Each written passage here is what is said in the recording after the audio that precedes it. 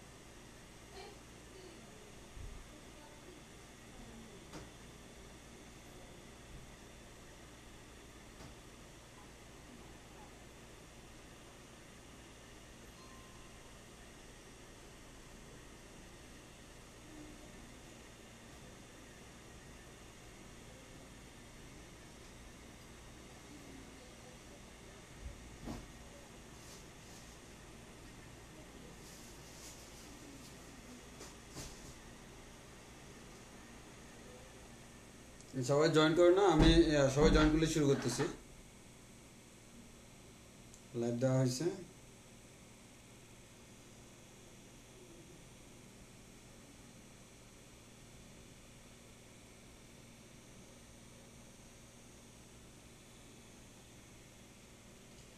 আচ্ছা, আমাদের এটা শুরু হয়েছে কিনা একটু দেখি।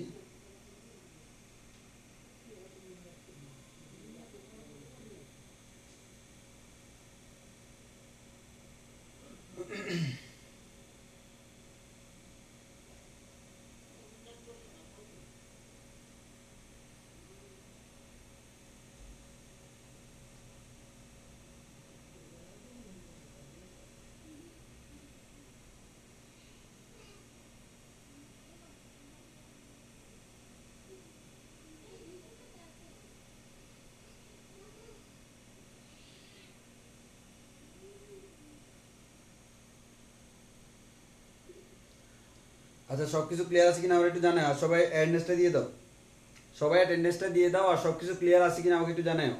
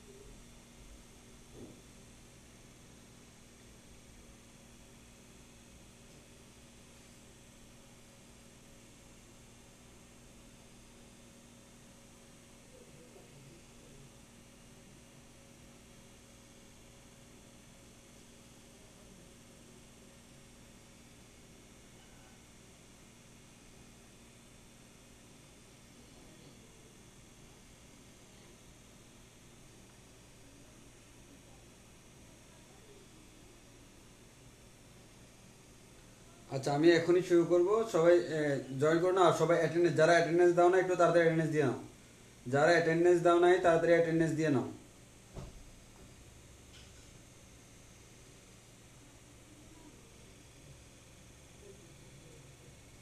ওকে, যেহেতু সব ক্লিয়ার, তাহলে আমি আমার লেকচারটা এখনই শুরু করি।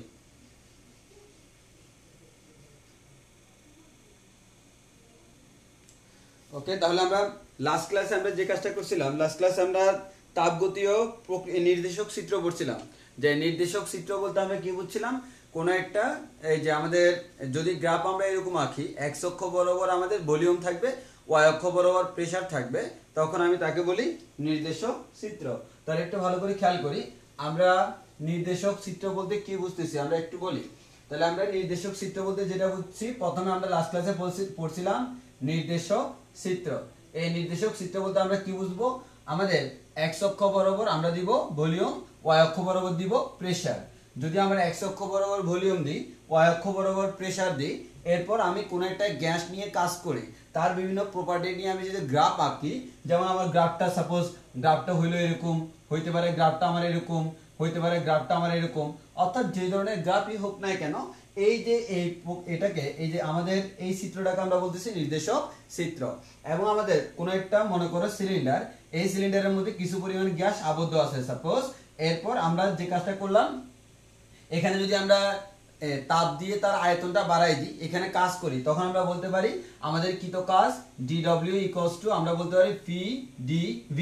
ডিভি মানে হচ্ছে আমাদের ভলিউমের ডিফারেন্স বিটুইন টু ভলিউম, সেটা হচ্ছে আমার ডিভি।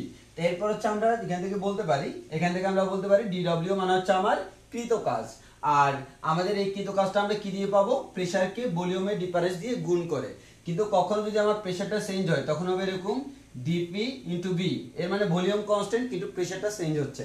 আর যদি কখনো এরকম হয় প্রেসারও চেঞ্জ হচ্ছে, ভলিউমও চেঞ্জ হচ্ছে, তখন আমরা এভাবে করা যায়। কিন্তু এই দুইটা কেস আমাদের আসে না, আমাদের শুধুমাত্র এই একটা কেসে আসে। ওই কারণে আমরা বলতে পারি আমাদের যে তাপগতিবিদ্যার প্রথম সূত্রটা আমরা যদি বলি, ওইখানে আমাদের ক্লসিয়াসের ফর্মুলা এরকম ছিল dQ সমান du প্লাস dW। এখানে আমাদের এটাকে আমরা এখন এভাবে লিখতে পারি dQ সমান du প্লাস PdV লিখলে আমাদের কোনো সমস্যা নাই। এরপর আমরা বলছিলাম দুইটা যদি স্থানাঙ্ক থাকে, এটা একটা পয়েন্ট আর এটা পয়েন্ট, এই দুইটা পয়েন্টের মধ্যে যে আমাদের যেভাবে সে আগাচ্ছে, এই যে মাঝখানের প্রসেসটা, এটাকে আমরা বলি তাপগতীয় প্রক্রিয়া। এই তাপগতীয় প্রক্রিয়া কয় ধরনের হইতে পারে, 4 ধরনের। একটা হইতে পারে সমচাপীয়, যেমন দেখো এই গ্রাফটাতে দেখো প্রত্যেকটা বিন্দুতে প্রেসার সেম, এর মানে এখানে প্রেসারের কোনো চেঞ্জ হচ্ছে না কিন্তু ভলিউমটা চেঞ্জ হচ্ছে, তাহলে আমরা এটাকে বলতেছি সমচাপীয় প্রক্রিয়া।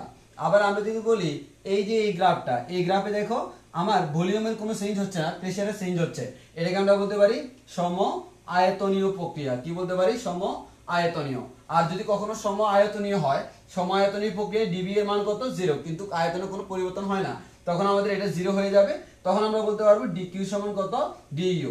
এর মানে সমতাপীয় প্রক্রিয়া, সম আয়তনীয় প্রক্রিয়া যেটা, ওই সম আয়তনীয় প্রক্রিয়ায় আমি যে তাপটা দিচ্ছি ওই তাপটা সম্পূর্ণরূপে কি কাজে ব্যয় হচ্ছে, তার অভ্যন্তরীণ শক্তির জন্য ব্যয় হচ্ছে। অর্থাৎ আমাদের গৃহীত তাপের সম্পূর্ণটাই অভ্যন্তরীণ শক্তিতে ব্যয়িত হচ্ছে। এই জিনিসগুলো আমরা গত ক্লাসে পড়ছিলাম। তো আজকে আমরা যেটা পড়বো, আমাদের আমরা খেয়াল করি, আজকে আমরা যে জিনিসটা পড়বো সেটা হচ্ছে, গত ক্লাসে আমরা বলছিলাম আমাদের কয় ধরনের প্রক্রিয়া আছে, 4 ধরনের, সমচাপীয়, সম আয়তনীয়, সমষ্ণ, রুদ্ধতাপীয়। কিন্তু সমষ্ণ আর রুদ্ধতাপীয় এই দুইটা প্রক্রিয়া আমরা গত ক্লাসে পড়ি নাই, এবং এই দুইটা মোস্ট ইম্পর্টেন্ট দুইটা প্রক্রিয়া। তো আমরা আজকে এই দুইটা নিয়ে ডিটেইলস আলোচনা করব, যে সমষ্ণ প্রক্রিয়া কি, তার গ্রাফটা কি হবে না হবে সম্পূর্ণ ডিটেইলস আলোচনা করব, এবং রুদ্ধতাপীয় প্রক্রিয়া কি সেটা নিয়ে আমরা ডিটেইলস আলোচনা করব। তো আশা করি আমাদের বুঝতে কোনো সমস্যা হবে না, আমরা ধাপে ধাপে সামনের দিকে আগাই। তাহলে আমাদের কাজ হবে, আমরা এখন পড়ব হচ্ছে আমাদের সমষ্ণ প্রক্রিয়া। আমরা যে প্রক্রিয়া পড়ব সেটা হচ্ছে কি, সমষ্ণ প্রক্রিয়া। এই সমষ্ণ প্রক্রিয়া পড়ার আগে আমি তোমাদেরকে স্মরণ করাই দিব আমাদের বয়েলের সূত্র। কার সূত্র, বয়েলের সূত্র। তাহলে একটু খেয়াল করো, বিজ্ঞানী বয়েলের সূত্র, সেটা আমরা কোথায় পড়ছিলাম, আদর্শ গ্যাসের মধ্যে পড়ছিলাম।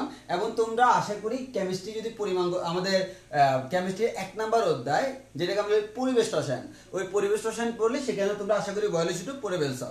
তো বয়েলের সূত্র আমরা কি বলছিলাম, বয়েলের সূত্র আমরা বলছিলাম বিজ্ঞানী রবার্ট বয়েল, এটা আবিষ্কার করছিল কে, বিজ্ঞানী রবার্ট বয়েল, মেবি 1662 সালে।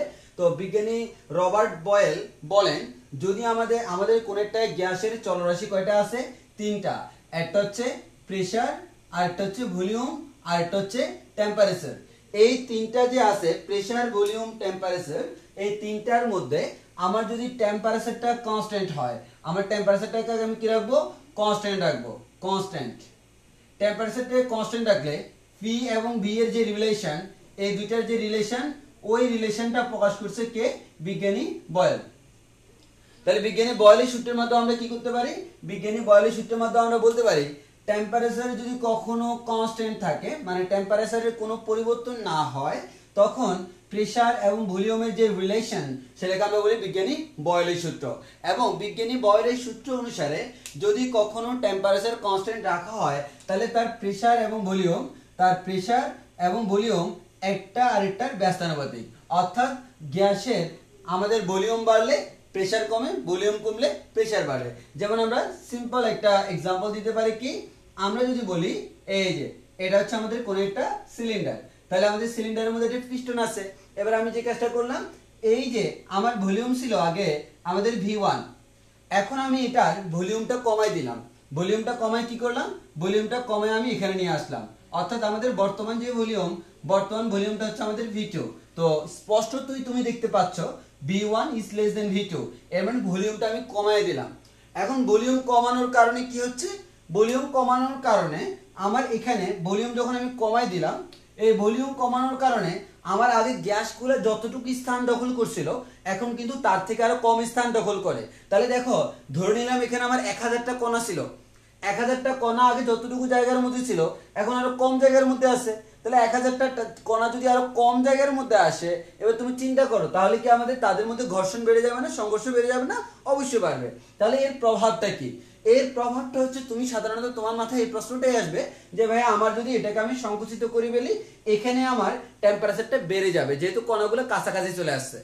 কিন্তু তুমি যে বললা টেম্পারেচার বেড়ে যাবে, আমি তো টেম্পারেচার বাড়ার কোনো সিস্টেম রাখি নাই।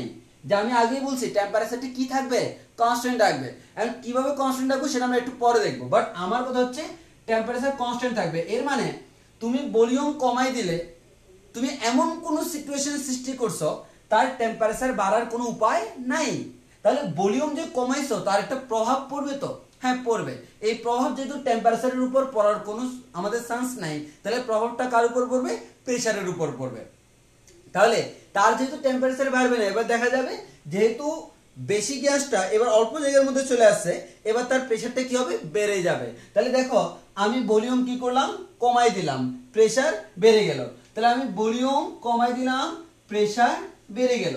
সিমিলারলি আমি যদি উল্টা ঘটনা করি, আমি আয়তনটা বাড়ায় দিই, তাহলে আমার ভলিউম বেড়ে গেল, প্রেসার কমে গেল। তখন হবে ভলিউম বেড়ে যাবে, প্রেসার কমে যাবে। এর মানে আমরা বলতে পারি ভলিউম যতই বাড়াচ্ছি প্রেসার তত কমতেছে, ভলিউম যত কমাচ্ছি প্রেসার তত বাড়তেছে। এর মানে একটা আরেকটার উল্টা, মানে বিপরীত। দ্যাট মিন্স কোন ধরনের সম্পর্ক, ব্যস্তানুপাতিক সম্পর্ক। এবং ভলিউম তুমি যত বেশি বাড়াবা প্রেসার তত বেশি কমবে। তাহলে আমরা বলতে পারি কোন একটা গ্যাসের ক্ষেত্রে যদি কখনো টেম্পারেচার কনস্ট্যান্ট থাকে, দুইটা কথা, টেম্পারেচার কনস্ট্যান্ট থাকবে আর একটা হচ্ছে ভর কনস্ট্যান্ট থাকবে। মানে এখানে কোনো গ্যাস আসবেও না, যাবেও না, গ্যাসের টোটাল ভর কনস্ট্যান্ট থাকবে। অর্থাৎ তোমার পুরো প্রসেসের মধ্যে গ্যাসের ভরটা কনস্ট্যান্ট। এখন তাহলে আমরা বলতে পারি আমাদের পি এবং বি পরস্পর ব্যস্তানুপাতিক। কখন? যখন আমাদের পি এবং বি পরস্পর ব্যস্তানুপাতিক হবে। কখন হবে বলো? তখনই হবে যখন, আমি আবার বলি, পি এবং ভি পরস্পর ব্যস্তানুপাতিক, যখন টি কনস্ট্যান্ট এবং এম কনস্ট্যান্ট। এর মানে নির্দিষ্ট পরিমাণ ভরের গ্যাসের জন্য এটা প্রযোজ্য। তাহলে প্রেসার এবং ভলিউম পরস্পর কেমন, ব্যস্তানুপাতিক। তাহলে আমরা এখান থেকে বলতে পারতেছি পি ইকুয়ালস টু হচ্ছে কে ইনটু 1/v। তাহলে আমরা এখান থেকে বলতে পারি PV equals to constant। তাহলে PV equals to ধ্রুবক। এটা কার সূত্র? বয়লের সূত্র। এবং এটা কোন ধরনের? বয়লের সূত্রে কি কনস্ট্যান্ট থাকে? তাপমাত্রা কনস্ট্যান্ট থাকে। তাহলে দেখো বয়লের সূত্রে তোমাকে বলা হলো তাপমাত্রা কনস্ট্যান্ট থাকে। তাহলে দেখো এই যে PV equals to constant আমি বললাম, যদি আমার এরকম হয় এবার প্রেসার দুইটা, ভলিউম দুইটা, যেমন আমার মনে করো ভলিউম যখন V1 তখন প্রেসার P1, ভলিউম যখন V2 হয়ে গেল প্রেসার হয়ে গেল P2। তাহলে আমাদের ভলিউমটা কমে গেল, প্রেসারটা বেড়ে গেল, এই ভলিউমটা কমে যাবে, প্রেসারটা বেড়ে যাবে। তাহলে আমরা এখান থেকে তখন বলতে পারি প্রথমটার জন্য P1 B1 কনস্ট্যান্ট, পরেরটার জন্য P2 into V2 constant. That means এক কথায় বলতে পারি P1 B1 equals to P2 V2। এটা হচ্ছে বয়লের সূত্র এবং এই সূত্র অ্যাপ্লাই করে আমরা ম্যাথও করতে পারি। এটা হচ্ছে প্রাথমিক প্রেসার, প্রাথমিক ভলিউম, শেষের প্রেসার, শেষের ভলিউম। যখন প্রেসার P1 তখন ভলিউম V1, যখন প্রেসার P2 তখন ভলিউম V2। এবার একটু খেয়াল করে দেখো আমাদের, এবার তোমাকে একটা জিনিস বলবে বয়লের সূত্রের গ্রাফ অঙ্কন করো। অর্থাৎ আমাদের বয়লের সূত্রে আমি গ্রাফ আঁকবো। তুমি খেয়াল করে দেখবা এখানে দেখো, এখানে চেঞ্জ হচ্ছে কে, প্রেসার এবং ভলিউম। তাহলে গ্রাফে x অক্ষ আর y অক্ষ বরাবর কে থাকবে? প্রেসার আর ভলিউমই থাকবে, কারণ তারাই চেঞ্জ হচ্ছে। টেম্পারেচার চেঞ্জ হচ্ছে না, তাহলে আমি কি করব, আমি একটা ওয়াই অক্ষ আঁকবো, আমি একটা এক্স অক্ষ আঁকবো। তাহলে এটা হচ্ছে আমার এক্স অক্ষ, এটা ওয়াই অক্ষ। এবার দেখো আমাদের বয়লের সূত্র আমরা যখন করছিলাম তখন কি করছিলাম, এক্স অক্ষ বরাবর স্বাধীন চলক ভলিউম রাখছিলাম, ওয়াই অক্ষ বরাবর অধীন চলক প্রেসার রাখছিলাম। আর একটু খেয়াল করে দেখো, তুমি এক্স অক্ষ বরাবর ভলিউম আর ওয়াই অক্ষ বরাবর প্রেসার রাখা মানে এটা কোন ধরনের চিত্র, নির্দেশক চিত্র। এটা কোন ধরনের চিত্র, নির্দেশক চিত্র। এবার আমরা তোমাদের বলছিলাম এই পি ইকুয়ালস টু কনস্ট্যান্ট, এখান থেকে দেখো এক্স অক্ষ বরাবর কি আছে পি, তাহলে এটা এক্স, ওয়াই অক্ষ বরাবর বি মানে হচ্ছে এটা Y equals to constant. X Y equals to constant হলে এটা কিসের গ্রাফ, আমরা বলছিলাম এটা হচ্ছে আমাদের অধিবৃত্তের গ্রাফ। এটা কিসের গ্রাফ, অধিবৃত্তের গ্রাফ। কেমন অধিবৃত্ত, আয়তাকার অধিবৃত্ত, আয়তাকার অধিবৃত্ত। এবং এটা আমি কিভাবে বলতে পারি গ্রাফটা কেমন হবে, গ্রাফটা হবে দেখতে এরকম। তুমি কিভাবে বুঝবা, দেখো এক্স ওয়াই ইকুয়ালস টু যদি কনস্ট্যান্ট হয়, এক্স ইকুয়ালস টু কি হবে, কে ডিভাইড বাই ওয়াই। তাহলে দেখো ওয়াই এর মান 0, এক্স এর মান তখন অসীম, ওয়াই এর মান যত বাড়বে এক্স এর মান তত কমবে। তাহলে দেখো আমাদের এক্স যত বাড়ে ওয়াই তত কমে, এক্স যত কমে ওয়াই তত বাড়ে। গ্রাফটা এরকম হবে, মুখস্থ রাখতে পারো। তো আমরা আমাদের আদর্শ কেসে ব্যাখ্যা করছিলাম আর এখানে ব্যাখ্যা করতেছি না। তাহলে আমরা বলতে পারি আমাদের গ্রাফটা দেখতে এরকম হবে। মাথায় রাখবা এই যে এখানে যাই এটা সমান্তরালে চলে যাবে, সমান্তরাল মানে অসীমে যাই মিলিত হবে, এখানে সমান্তরালে চলে যাবে মানে অসীমে যাই মিলিত হবে। আর কোন একটা রেখা যদি অসীমে যাই মিলিত হয় তখন আমরা তাকে বলি অসীম তট। কি বলি, অসীম তট। এই অসীম তট জিনিসটা তোমার এখানে জানার দরকার নেই। এখানে আমরা বলতে পারি এই গ্রাফের অসীম তট হচ্ছে এক্স অক্ষ, আবার এই গ্রাফের অসীম তট হচ্ছে ওয়াই অক্ষ, কারণ সে এক্স অক্ষের সাথে সমান্তরালে যায়, ওয়াই অক্ষের সাথে সমান্তরালে যায়। তবে এটা আমরা এখানে পড়বো না, তোমরা এটা ম্যাথে পড়বা। ম্যাথের উপবৃত্ত যখন পড়বা মানে কোনিক্স পড়বা, কোনিক্সের অধিবৃত্ত যখন পড়বো, অধিবৃত্তের মধ্যে এই অসীম তট রেখার সমীকরণ তোমাদের বের করতে হবে। তো আপাতত এখানে অসীম তট নিয়ে আমি আলোচনা করবো না। তাহলে এতটুকু বললাম, এটা কার সূত্র, বয়লের সূত্র।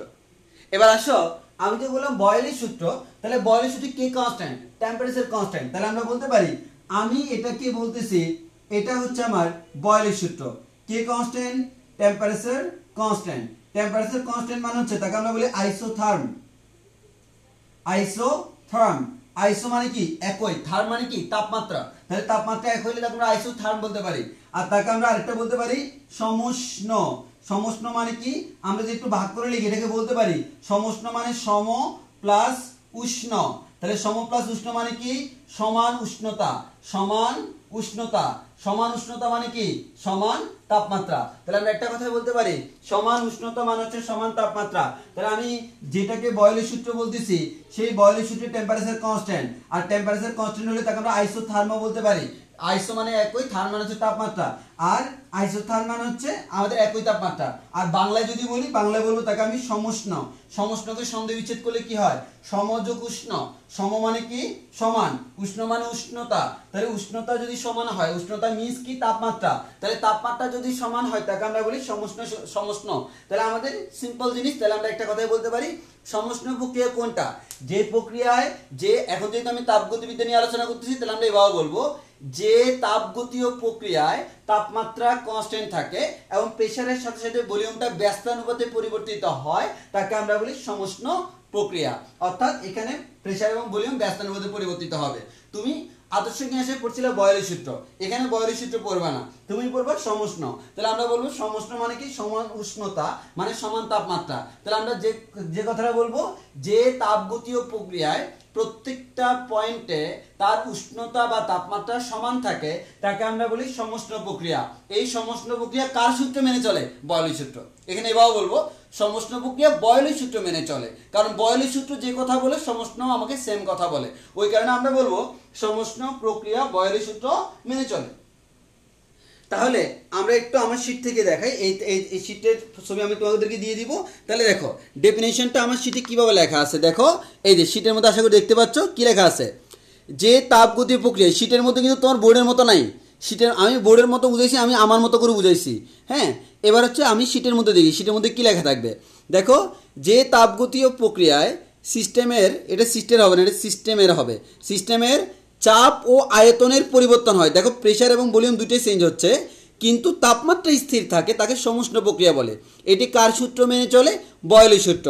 বয়লের সূত্র কি, P is proportional to 1/v, মানে P V equals to constant. That means আমরা বলতে পারি p1 v1 equals to p2 v2। আর গ্রাফটা দেখতে এরকম হবে। এটা হচ্ছে আমার সেই কাঙ্ক্ষিত সমুষ্ণ প্রক্রিয়া। তাহলে এবার আমরা এতক্ষণ আমরা বয়লের সূত্র পড়ে বয়লের সূত্র থেকে আমি সমষ্টিতে কনভার্ট করছি। ওকে, এখন আমি একটা কাজ করি।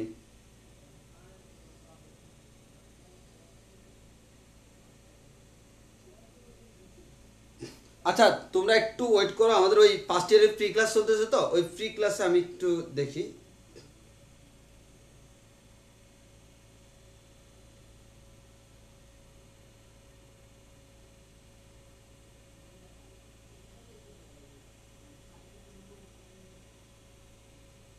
একটু একটু কাইন্ডলি ওয়েট করো।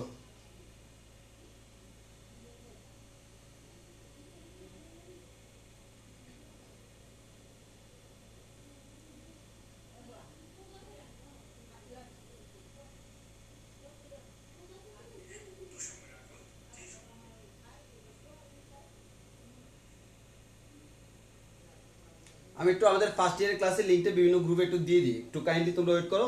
আর ও মাঝখানে তোমাদেরকে একটা কথা বলে রাখি, আমাদের কিন্তু ফার্স্ট ইয়ারের ফ্রি ক্লাস অলরেডি শুরু হয়ে গেছে। তোমাদের যদি কেউ পরিচিত থাকে তাদেরকেও বলিও। আর ফার্স্ট ইয়ারের জন্য একটা আমরা অফার দিছি, সেটা হচ্ছে এই যে ফার্স্ট ইয়ারে যারা আমাদের অনলাইন ক্লাসগুলো করবে তাদের জন্য 2 GB ফ্রি ইন্টারনেট। এটাও তোমাদের জন্য থাকবে না, শুধু তাদের জন্য, সবার জন্য প্রযোজ্য ফার্স্ট ইয়ারের। তো তোমাদের কেউ থাকলে তাদেরকে একটু জানাই দিও যে আমরা ফ্রি ক্লাসগুলো শুরু করে দিছি।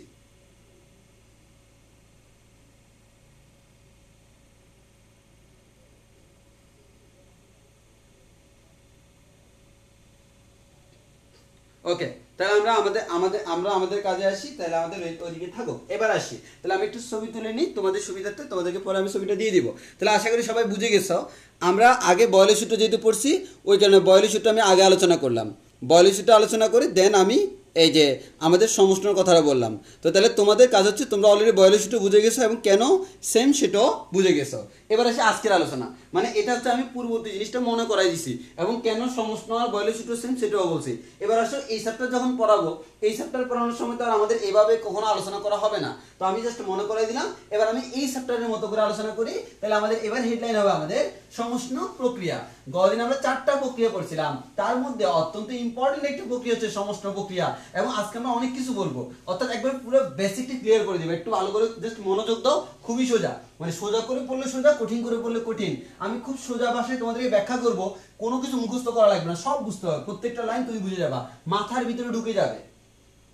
জাস্ট মনোযোগ দাও। তাহলে আমরা জিনিসটা বলতে পারি, এবার হচ্ছে আমাদের হেডলাইন হচ্ছে কি, সমষ্টি প্রক্রিয়া। তাহলে আমাদের সমষ্টি প্রক্রিয়া মানে কি? তাহলে আমরা বলতে পারি যে তাপগতীয় প্রক্রিয়ায় তাপমাত্রা কনস্ট্যান্ট থাকে এবং প্রেসার এবং ভলিউম এরা পরস্পর পরিবর্তন হয়, তাকে আমরা বলি সমষ্টি প্রক্রিয়া। কিভাবে পরিবর্তন হয়? ব্যস্তানুপাতে। আর সমষ্টি প্রক্রিয়ার আরেকটা নাম কি? আইসোথার্ম। আর এটা কোন সূত্র মেনে চলে? বয়লের সূত্র মেনে চলে। এতটুকু তোমরা সবাই জানো। এবার আমরা একটু সামনের দিকে প্রসিড করব। তাহলে আমাদের এই সমষ্টি প্রক্রিয়া আসলে হচ্ছেটা কি আমরা একটু দেখি। তাহলে আমি যে জিনিসটা বলতেছি সেটা হচ্ছে সমষ্টি, তাকে আমি সন্ধি বিচ্ছেদ করলে কি হয়? সম প্লাস উষ্ণ। দ্যাট মিন্স আমরা বলতে পারি তার উষ্ণতা সমান। উষ্ণতা অলওয়েজ সেম। উষ্ণতা অলওয়েজ সেম। এর মানে আমরা বলতে পারি, এর মানে কি? তাপমাত্রার কোনো পরিবর্তন হচ্ছে না। তাহলে আমরা বলতে পারি তাপমাত্রা স্থির। তাপমাত্রা স্থির। তাপমাত্রা স্থির মানে কি? তাপমাত্রার কোনো পরিবর্তন হচ্ছে না। তাহলে আমরা বলতে পারি ডিটি কত? 0। ডিটি মানে কি? তাপমাত্রার পার্থক্য। তাহলে আমরা বলতে পারি তাপমাত্রা স্থির মানে কি? তাপমাত্রা নির্দিষ্ট। তাহলে তাপমাত্রা নির্দিষ্ট মানে তাপমাত্রা কোনো পরিবর্তন হচ্ছে না। তাহলে তাপমাত্রা স্থির মানে কি? T1 এর মান যা, T2 এর মানও কি সেম। তাহলে আমরা এখান থেকে বলতে পারি আমাদের ডিটি মানে কি? ডিটি মানে হচ্ছে আমার T2 - T1, এর মানে হচ্ছে T - T = 0। এটা হচ্ছে আমার সমষ্টি প্রক্রিয়া। এবার আসো এটার ইফেক্টটা কি পড়তেছে। তাহলে আমি অলরেডি জেনে গেলাম সমষ্টি প্রক্রিয়া, এটা সম প্লাস উষ্ণ, উষ্ণতা অলওয়েজ সেম, তাপমাত্রা স্থির, যার কারণে প্রাথমিক তাপমাত্রা যা, শেষ তাপমাত্রাও সেম। তাহলে প্রাথমিক আর শেষ তাপমাত্রা যদি সেম হয়, তাপমাত্রার পার্থক্য হচ্ছে T2 - T1 = 0। এর মানে তাপমাত্রার কোনো পার্থক্য নাই বা পরিবর্তন নাই। এবার তাহলে আমরা এখান থেকে যে জিনিসটা আমরা তোমাদেরকে বলতে পারবো সেটা হচ্ছে, খেয়াল করো, সেটা আমরা কি, আমাদের যে জিনিসটা বলতে পারবো সেটা হচ্ছে এখানে তাপমাত্রার কোনো পরিবর্তন হচ্ছে না। আর আরেকটা জিনিস আমি এখানে বলে দিই, যেহেতু আমার তাপমাত্রা স্থির হওয়ার কারণে এটা কোন সূত্র মেনে চলে? বয়লের সূত্র মেনে চলে। বয়লের সূত্র মেনে চলে মানে এক পৃষ্ঠায় সব বলে দিচ্ছি। ওই বয়লের সূত্র কি? P is proportional to 1/v। আর যখন t কনস্ট্যান্ট আর pv equals to constant বলা যায় এবং p1 v1 equals to p2 v2 বলা যায়, তাহলে একের ভিতর সব। এবার আসো, এটা হচ্ছে আমাদের সমষ্ণ প্রক্রিয়া। এখন আসি তাপমাত্রা কনস্ট্যান্ট হওয়ার কারণে তার কি প্রভাবটা পড়বে। দেখো আমি তোমারে বলি, কোন একটা গ্যাস, এই গ্যাসের মধ্যে যে জিনিসটা হয় তার তাপমাত্রার কোনো পরিবর্তন হয় না। মানে কি? আসলে দেখো, আমরা তোমাদেরকে একটা কথা বলছিলাম, মনে আছে? আমার কোন একটা গ্যাস, এই গ্যাসের মধ্যে যদি আমি তাপ দিই, তাহলে আমি তাপ দিলাম, আমাদের কি হয়? তার অভ্যন্তরীণ শক্তি বাড়ে। তাহলে তাপ দিলে অভ্যন্তরীণ শক্তি বাড়ে। আবার তাপ সরিয়ে নিলে অভ্যন্তরীণ শক্তি কমে। তাহলে তাপ দিলাম, অভ্যন্তরীণ শক্তি বাড়লো। আসলে কেন বাড়লো? আসলে যে জিনিসটা হয়, এখানে আরেকটা কথা আছে। তাপ দিলাম, এই তাপ দেওয়ার কারণে তার তাপমাত্রা বাড়ে। তাপ দেওয়ার কারণে কি হয়? তাপমাত্রা বাড়ে। আর এই তাপমাত্রা বাড়ার সাথে সাথে তার অভ্যন্তরীণ শক্তিটাও বাড়ে। তাহলে আমি আজকে একটু অন্যভাবে বলি, সেটা হচ্ছে কি, কোন একটা বস্তুর মধ্যে, কোন একটা আমরা যদি বলতে পারি কার্যনির্বাহক বস্তু মানে গ্যাস, তার মধ্যে তাপ দিলাম, এই তাপ দিলে কি হবে? তার তাপমাত্রা বাড়বে। এই তাপমাত্রা বাড়ার সাথে সাথে তার অভ্যন্তরীণ শক্তি বাড়ে। সিমিলারলি উল্টাভাবে বলতে পারি, তাপ সরিয়ে নিলাম, এর মানে তার তাপমাত্রা কমে গেল, এর মানে অভ্যন্তরীণ শক্তি কমে গেল। এবার আমি যদি বলি, তাহলে আমি এক কথায় বলতে পারি, তাপ দিলাম মানে তাপমাত্রা বাড়লো, তাপ সরিয়ে নিলাম মানে তাপমাত্রা কমে গেল।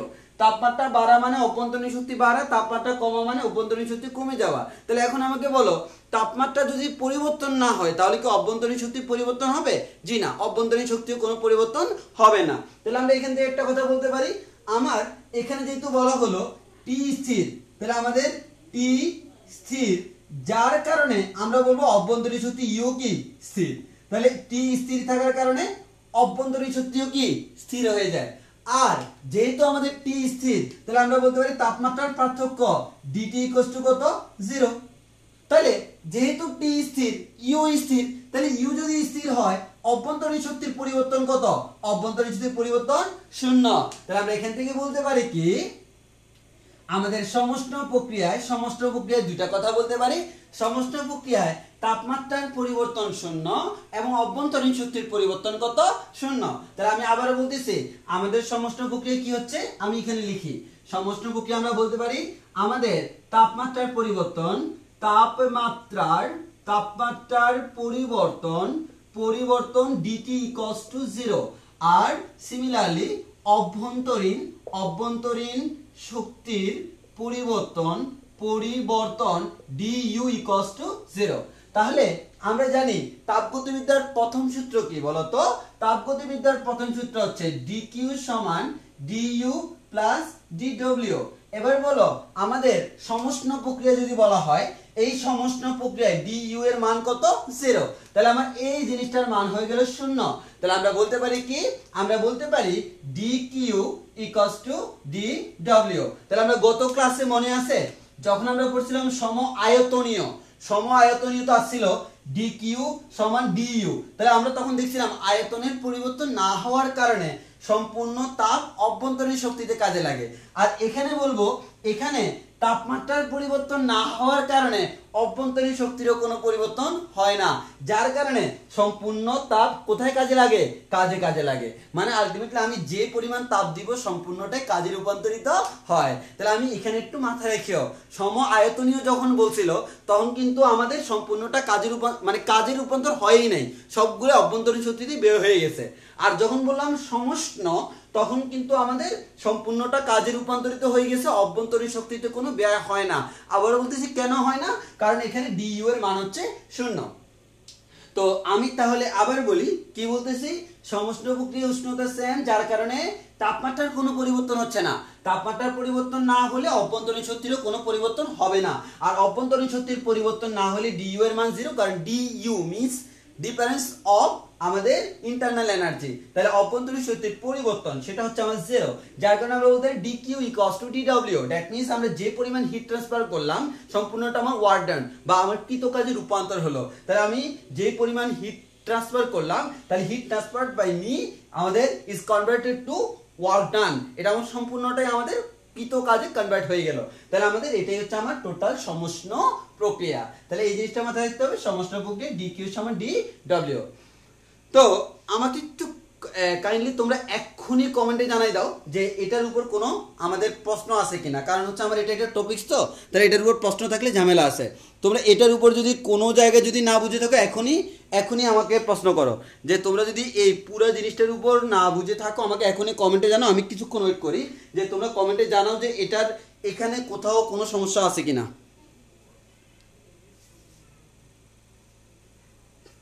মীর জোবাইদুল আকিব, সমষ্ণ প্রক্রিয়াটা আবার, হ্যাঁ আবার আমি বলবো, তবে অন্যভাবে বলবো। এখানে কোনো পয়েন্টে বা কোনো একটা লাইনে না বুঝলে সেটা আমাকে বলো। এখানে কোনো একটা পয়েন্ট বা কোনো একটা লাইনে না বুঝলে সেটা আমাকে বলো।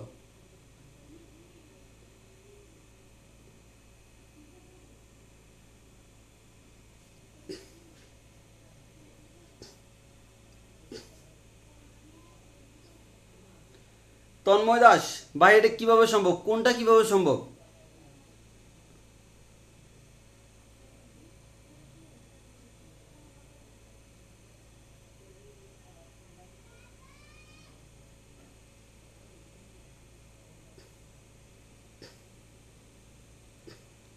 তন্ময় বললো এটা বাস্তবে সম্ভব না। আমি বাস্তবে যে সম্ভব না সেটা, বাস্তবে এটা এক্স্যাক্টলি সম্ভব না, তবে একটু একটু সম্ভব। যে কিভাবে সম্ভব সেটা আমি এখনই ব্যাখ্যা করব। আমি তো এখনো সমষ্ণ ব্যাখ্যা করি নাই কিভাবে সম্ভব, আমি তো প্র্যাকটিক্যাল এক্সাম্পল এখনই দিব।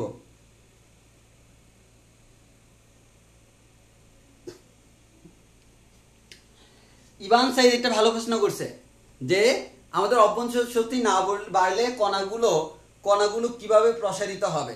আসলে দেখো, আমি যখন তাপ দিই, এই তাপ দিলে কিন্তু আমার কণাগুলোর মধ্যে কম্পন বাড়ে, এটাই স্বাভাবিক, গতিশক্তি বেড়ে যায়। কিন্তু সেই ক্ষেত্রে দুইটা ক্রাইটেরিয়া আছে। সেক্ষেত্রে আমার অভ্যন্তরীণ শক্তি বাড়তেও পারে, নাও বাড়তে পারে। কিন্তু আমার অভ্যন্তরীণ শক্তি বাড়বে কি বাড়বে না তার উপর কিন্তু আমাদের কৃতকাজ নির্ভর করে না। যেমন আমি আগে দেখলাম সম আয়তনীয়তা, আমার আয়তন চেঞ্জ হতে পারতেছে না, যার কারণে সম্পূর্ণটা অভ্যন্তরীণ শক্তিতে কাজে লাগলো। আর এখানে সমষ্ণতা আমার তাপমাত্রা চেঞ্জ হতে পারতেছে না, মানে যাই হোক আমি কিন্তু তাপমাত্রা চেঞ্জ হওয়ার অবস্থা তাকে দিচ্ছি না।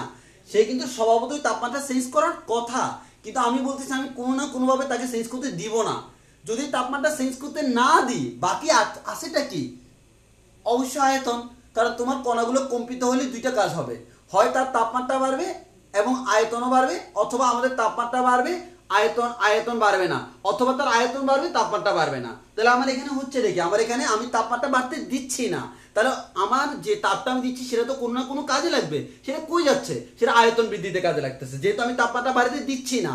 আবারও বলতেছি, আমি যে তাপ দিচ্ছি ওই তাপ আমি তাপমাত্রা বাড়ানোর কাজে ব্যবহার করতেছি না। তাহলে বাকি আছে কি? বাকি আছে আয়তন বৃদ্ধি, আর আয়তন বৃদ্ধি মানে কৃতকাজ। ওই কারণে সম্পূর্ণটা আমার কাজে কনভার্ট হয়ে যায়। সৌরভ মিত্র, ডিইউ সমান 0 কিভাবে? ওইটা আমি একটু আগে বললাম যে আমি যে পরিমাণ তাপ দিব, এই তাপ দেওয়ার কারণে আসলে হয় তার তাপমাত্রা বাড়ে, আর তাপমাত্রা বাড়লেই তার অভ্যন্তরীণ শক্তি বাড়বে। তাপমাত্রা না বাড়লে অভ্যন্তরীণ শক্তি বাড়ে না। তাহলে আমাদের এখানে তো আমার তাপমাত্রাও বলেই দিছে, তাপমাত্রা সমষ্ণ মানে তাপমাত্রা কনস্ট্যান্ট। যেহেতু তাপমাত্রা কনস্ট্যান্ট, তার তাপমাত্রা বাড়বে না। তো তাপমাত্রা বাড়বেও না কমবেও না, এর মানে তাপমাত্রার পরিবর্তন হবে না।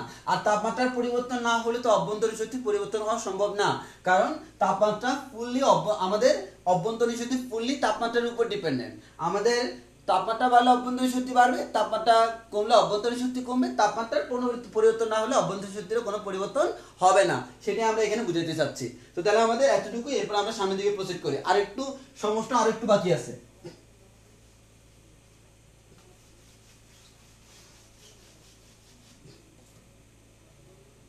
আচ্ছা, এবার দেখবো আমরা, একটু খেয়াল করো, তাহলে আমাদের সমস্ত আরো যতটুকু বাকি আছে আমরা একটু দেখি।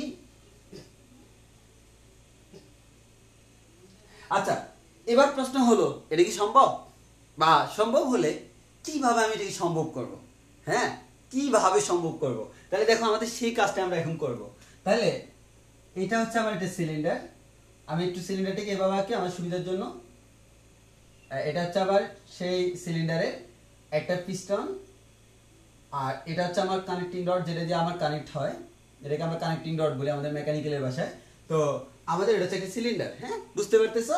তাহলে এই পাশে প্রসারিত হবে না, এই পাশে হবে না, এই পাশে হবে না, শুধু এটা আমার মুভমেন্ট করতে পারবো, তাই তো? ওকে, এবার আসো সিলিন্ডারের ভিতরে আমার কিছু গ্যাস আছে যাদেরকে আমরা বলি কার্যনির্বাহক বস্তু। গত ক্লাসে আমরা বলছিলাম সিলিন্ডারের ভিতর কিছু গ্যাস আছে। এবার আসো আসল কাজ। হ্যাঁ, তোমাদের অনেকের অনেকগুলো প্রশ্নের আনসার তুমি এখন পাবা।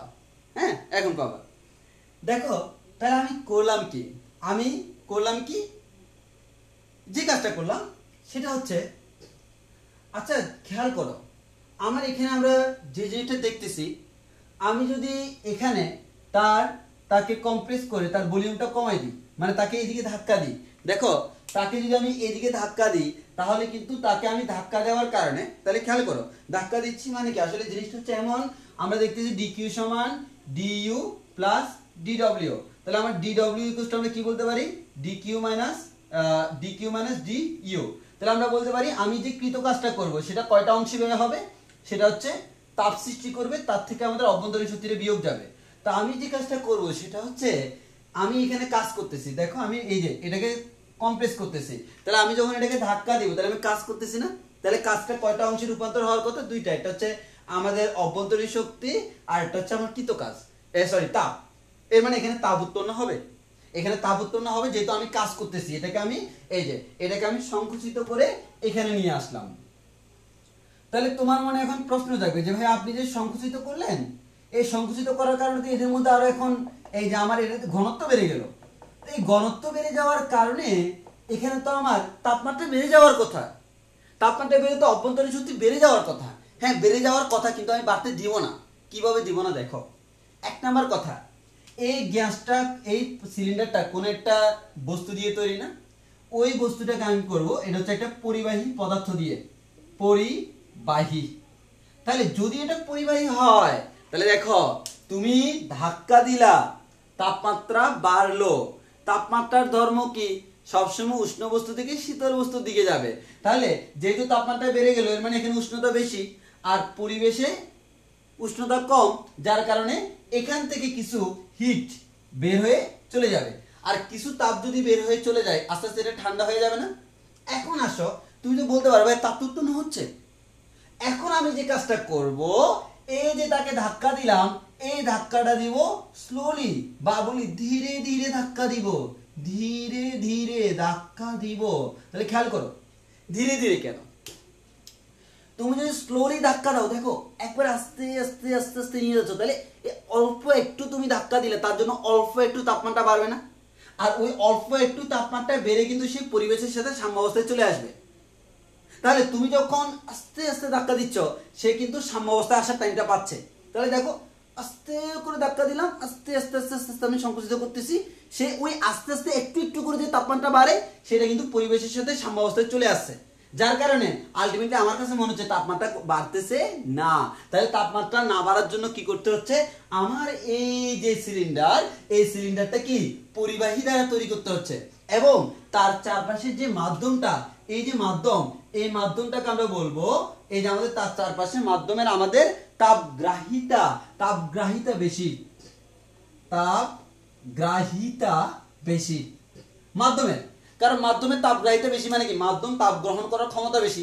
তাহলে ইঞ্জিন কি করবে, আমাদের তাপ ছেড়ে দিবে, সেটা কে গ্রহণ করবে, মাধ্যম। তাহলে এই মাধ্যমের তাপগ্রাহিতা যত বেশি হবে সে তত ইজিলি তাপগুলো গ্রহণ করে ফেলতে পারবে। তাহলে দুইটা জিনিস, যদি পরিবাহী পদার্থ দিয়ে তৈরি করি তাহলে এখানে কিন্তু আমার তাপগুলো খুব ইজিলি ট্রান্সফার হইতে পারে, আর যদি চারপাশে তাপগ্রাহিতা বেশি হয় সে আরো তাড়াতাড়ি আমাদের ট্রান্সফার হইতে পারে। আর যদি আমি ধীরে ধীরে করি তাহলে তো কোনো কথাই নাই, সে ট্রান্সফার হওয়ার জন্য একটা টাইম পাইলো। তাহলে আমরা বলবো সমষ্ণ প্রক্রিয়া, এই সমষ্ণ মানে তাপমাত্রা চেঞ্জ না করার জন্য কয়টা কাজ করতেছি, তিনটা। একটা হচ্ছে ধীরে ধীরে মুভমেন্ট করতেছি, আর একটা হচ্ছে পরিবাহী দিয়ে তৈরি করতেছি, আর একটা তাপগ্রাহিতা বেশি রাখতেছি। এবার দেখো স্লোলি যখন যাব তাপগ্রাহিতা বেশি, পরিবাহী অল্প একটু বাড়লে খুব ইজিলি সে পরিবেশের সাথে সাম্যাবস্থায় চলে আসবে, কারণ খুব দ্রুত হিট ট্রান্সফার হবে। তখন আমার কি হবে, আমার কাছে মনে হবে আস্তে আস্তে ধীরে ধীরে করতে করতে আমার এটা সংকুচিত হচ্ছে, কিন্তু তাপমাত্রার কোনো পরিবর্তন হচ্ছে না, কারণ সে পরিবেশের সাথে সাম্যাবস্থায় চলে আসছে। ওই কারণে পরীক্ষায় যদি কখনো বলা হয় ধীরে ধীরে, একবারে চোখ বন্ধ করে বলে দিবে এটা হচ্ছে সমষ্ণ প্রক্রিয়া। তাহলে পরীক্ষা যদি বলা হয় ধীরে ধীরে, কোন প্রক্রিয়া, সমষ্ণ প্রক্রিয়া। আবারও বলতেছি, ম্যাথের মধ্যে কখনো বলবে না সমষ্ণ, ম্যাথের মধ্যে বলবে ধীরে ধীরে। এর মানে কোন প্রক্রিয়া? সমষ্ণ প্রক্রিয়া। তাহলে সমষ্ণ প্রক্রিয়া কিভাবে সংঘটিত হয়? ধীরে ধীরে সংঘটিত হয়। এবার আসো, তোমরা এখন যে জিনিসটা পাবা একটু খেয়াল করো। আমাদের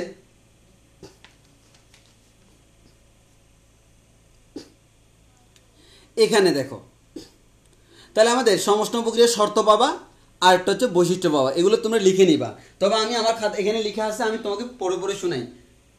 1 নম্বর সমষ্ণ প্রক্রিয়ার শর্ত, গ্যাসকে একটি সুপরিবাহী পাত্রে রাখতে হবে। এই যে পরিবাহী না, একবারে ডাইরেক্ট সুপরিবাহী বলি, মানে যেটার পরিবহন ক্ষমতা খুবই বেশি, সুপরিবাহী পাত্রে রাখতে হবে। এর হচ্ছে সমষ্ণ প্রক্রিয়ার শর্ত।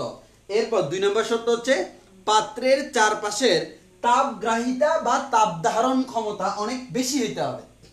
3 নাম্বার, চাপের পরিবর্তন ধীরে ধীরে সংঘটিত করতে হবে। এই যে এটা ধীরে ধীরে সংঘটিত করতে হবে, প্রেসারের পরিবর্তনটা প্রয়োজনীয় তাপ গ্রহণ বা বর্জনের মাধ্যমে। এর মানে সে হয় পরিবেশে তাপ দিবে অথবা নিবে, কারণ এখানে তাপমাত্রা বেড়ে গেলে তাপ ছেড়ে দিবে, এখানে যদি তাপমাত্রা কমে যায় সে পরিবেশ থেকে তাপ গ্রহণ করবে।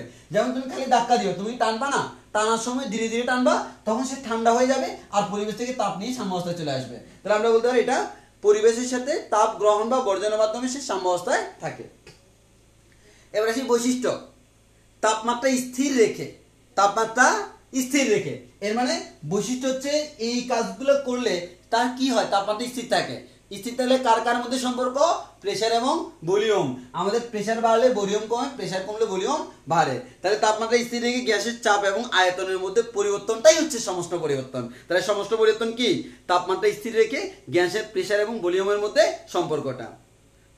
এটি পরিবর্তনে প্রয়োজনের মতো তাপ গৃহীত বা বর্জিত হয়। তোমার যখন যা দরকার, গ্রহণ করার দরকার হলে গ্রহণ করবে, বর্জন করার দরকার হলে বর্জন করবে। 3 নাম্বার, এটি একটি ধীর প্রক্রিয়া, স্লো প্রসেস। 4 নাম্বার, এটি বয়েলের সূত্র মেনে চলে। এগুলো হচ্ছে আমরা সবগুলোই বলছি। তাহলে আশা করি আমাদের সমস্ত প্রক্রিয়ায় কারো কোনো সমস্যা হওয়ার কথা না।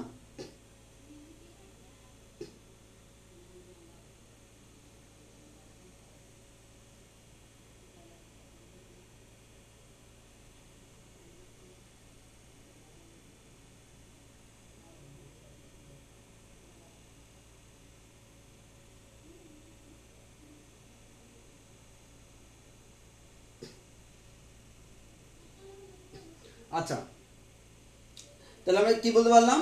তাহলে অলরেডি আমাদের সমষ্ণ প্রক্রিয়া শেষ। তো আমরা একটু ছবি তুলে নিয়ে যে আমাদের সমষ্ণ প্রক্রিয়া, এই সমষ্ণ প্রক্রিয়া আমরা ছবি তুলে নিই। হ্যাঁ, সবাই একটু দেখো। এরপর আমরা রুদ্রতাপীয় প্রক্রিয়া পরে আজকে শেষ করে দিব। তাহলে এটা হচ্ছে আমার সমষ্ণ প্রক্রিয়া, আমরা রুদ্রতাপীয় পড়ব।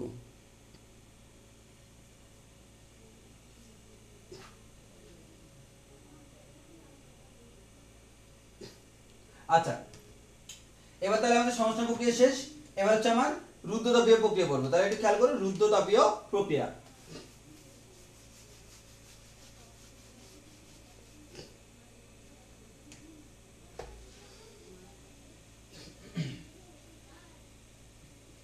আচ্ছা, তাহলে সবাই একটু খেয়াল করো। এবার আমাদের হেডলাইন হচ্ছে রুদ্রতাপীয় প্রক্রিয়া। তাপীয় প্রক্রিয়া। তো রুদ্রতাপীয় প্রক্রিয়া কি আমরা একটু বুঝে ট্রাই করি। হ্যাঁ, তাহলে রুদ্রতাপীয় প্রক্রিয়া, তো একটু ভালো করে খেয়াল করো। আমাদের রুদ্র, এই রুদ্র মানে হচ্ছে আবদ্ধ। রুদ্র বাংলা অর্থ কি? আবদ্ধ, বা এটা হচ্ছে বিচ্ছিন্ন, বা হচ্ছে কি বিচ্ছিন্ন। এর মানে যার সাথে অন্য কারো কোনো কানেকশন নাই, বা অন্য কারো কোনো আদান প্রদান নাই। রুদ্র কি? তাপীয়, দ্যাট মিন্স তাপ। এর মানে আমাদের কি? তাহলে রুদ্র তাপীয় মানে কি? আবদ্ধ তাপ। এর মানে এক্ষেত্রে তাপটা কি হবে? আবদ্ধ থাকবে। তাহলে আমরা এক্ষেত্রে কি বলবো? তাপ আবদ্ধ থাকবে। তাপ আবদ্ধ থাকবে। তাপ আবদ্ধ থাকবে বা তাপ বিচ্ছিন্ন থাকবে। তাহলে জিনিসটা খেয়াল করো, একটা সিলিন্ডার, এই সিলিন্ডারে তাপ আবদ্ধ থাকে মানে কি? এর মধ্যে যে পরিমাণ তাপ আছে, এই তাপের কোনো পরিবর্তন হবে না। বাইরে থেকে কোনো তাপ ভিতরে আসবেও না, আবার ভিতর থেকে কোনো তাপ বাইরে যাবেও না।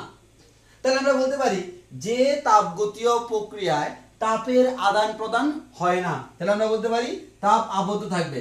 এর মানে কি? তাপের আদান প্রদান হয় না।